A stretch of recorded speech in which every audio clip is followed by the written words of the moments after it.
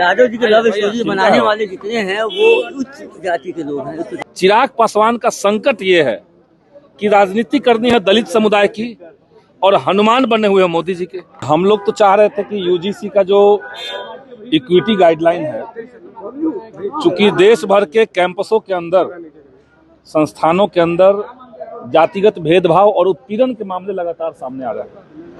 ये आंकड़ा कोई विपक्ष का आंकड़ा नहीं है।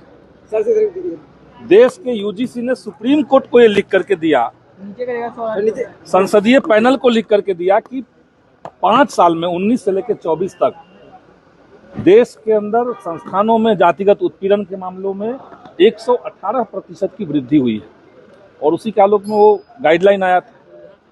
गाइडलाइन आने के बाद आप सब लोगों ने देखा कि किस तरीके से जातिवादी मानसिकता से, ब्राह्मणवादी मानसिकता से, और जब हम ब्राह्मणवादी कहते हैं तो किसी ब्राह्मण को इसके लिए चिंतित नहीं होना चाहिए कि किसी कास्ट के बारे में हम कह रहे हैं। वर्णाश्रम व्यवस्था में जो लोग यकीन करते हैं और जिनको लगता है कि वो श्रेष्ठ है, उनके लिए ब्राह्मणवाद सब चलता है। तो उस मानसिकता का आंदोलन चला देश भर में और दुर्भाग्य से सुप्रीम कोर्ट ने उसको स्टे लगा दिया, रोक लगा दिया। अब उसके बाद जब कुछ राज्य कह रहे हैं, तेलंगाना और कर्नाटक जब तैयार है कि हम अपने यहाँ इसी यूजीसी गाइडलाइन के मुताबिक रोहित वेमुला एक्ट लाएंगे, तो हमने बिहार सरकार से मांग की कार्यस्थगन के माध्यम से कि बिहार सरकार भी उसके मुताबिक रोहित वेमुला एक्ट लेकर के आए। और साथ ही साथ चूंकि आप बार बार चर्चा करते हैं कि डबल इंजन की सरकार है, तो आप केंद्र को पत्र लिख करके ये मांग कीजिए कि सुप्रीम कोर्ट के आदेश के बावजूद अध्यादेश ला करके, ऑर्डिनेंस ला करके, जो एक संवैधानिक प्रावधान है, आप इसको कानून का स्वरूप दीजिए ताकि संस्थानों के अंदर जातिगत भेदभाव और उत्पीड़न तत्काल खत्म हो। यही बात बोलिए। शब्दों का मर्यादा जो है खत्म हो चुका है सदन के अंदर। एक दूसरे पे जिस तरीके से कटाक्ष लोग करते हैं। आज जो हमने शब्द कहा ब्राह्मणवादी मानसिकता, इसमें कौन सी मर्यादा खत्म हो गई? लेकिन सरकार में बैठे हुए लोग इसके बाद आग बबूला हो गए, अनाप शनाप बोलने लगे वो लोग। कोर्ट मामला है तो इंतजार करना। असल मामला है चोर की दाढ़ी में तिनका। जो ब्राह्मणवादी मानसिकता के लोग हैं वही इस शब्द से, जिनको आपत्ति है, वही कर रहे हैं। संदीप जी, लागू कोर्ट का आदेश गलत है कि सही है वो हम नहीं कहेंगे, लेकिन हम मानते हैं कि यूजीसी गाइडलाइन जो था, इक्विटी गाइडलाइन 2026, उसको देश के संस्थानों में लागू होना चाहिए।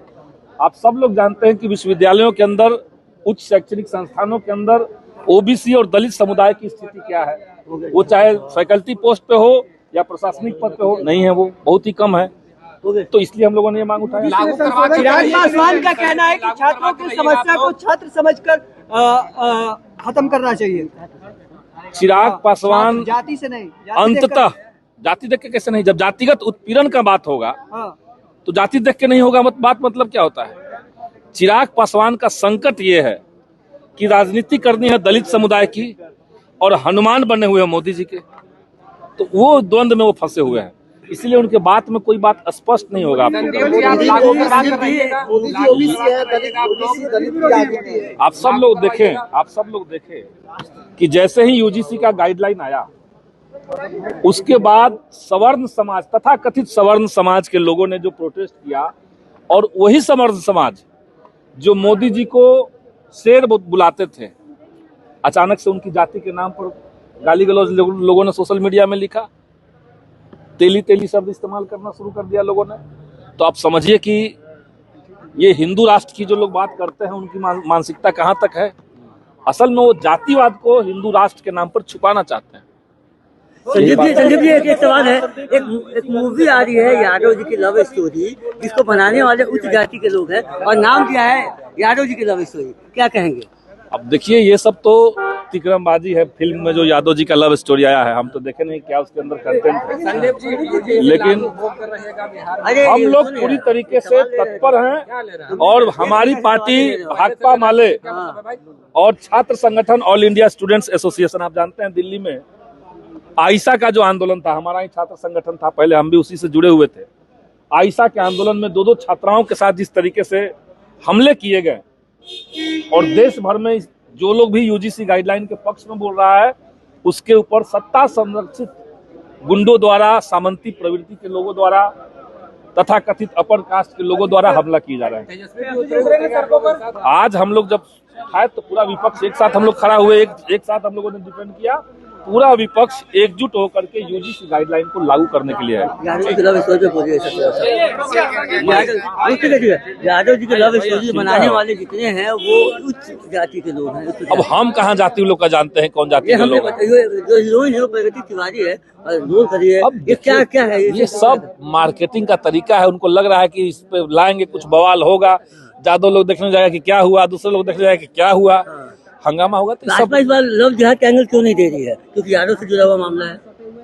अब ये तो हम फिल्म में नहीं देखे तो हम कैसे आपको कह दें? हम फिल्म अभी रिलीज नहीं हुई है, 27 को रिलीज बिना रिलीज वाले हम कैसे कह दें क्या कंटेंट है? हम कुछ पढ़े भी नहीं उसके बारे में।